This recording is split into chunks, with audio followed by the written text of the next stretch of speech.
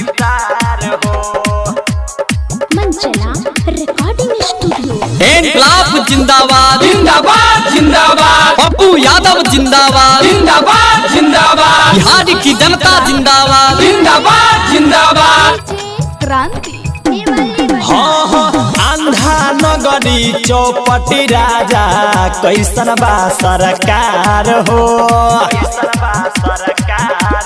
हाँ हाँ आंधा नगरी चौपटी राजा कैसन बा सरकार हो।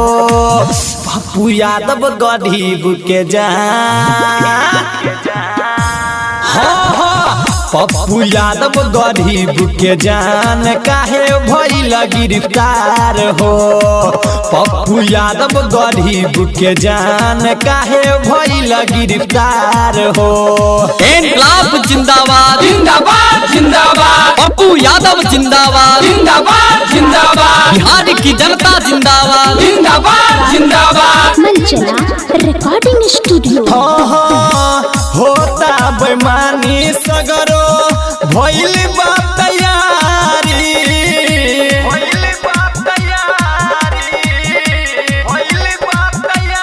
हाँ हाँ कोरोना के नाम पे देता आदमी के मारी।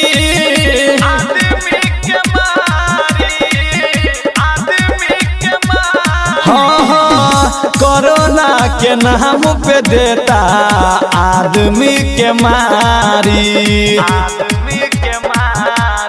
हाँ हाँ जनता के रूप में बोलल भइल बा देख अत्याचार हो। हाँ हाँ जनता के रूप में बोलल बाटे पूरा भइल अत्याचार हो। पप्पू यादव गरीब के जान। हाँ हाँ पप्पू यादव गरीब के जान काहे भइल गिरफ्तार हो। पप्पू यादव गरीब के जान काहे भइल गिरफ्तार हो। इनकलाब जिंदाबाद जिंदाबाद जिंदाबाद, पप्पू यादव जिंदाबाद जिंदाबाद जिंदाबाद, बिहार की जनता जिंदाबाद जिंदाबाद जिंदाबाद। मंचला रिकॉर्डिंग स्टूडियो। हाँ हाँ करे दलाली दुनिया भइल बाबलेक हो।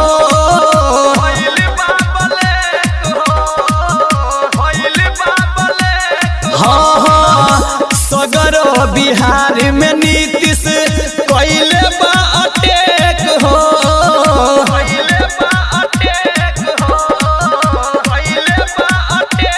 हाँ हाँ सगरो बिहार में नीतीश कैले बा अटैक हो।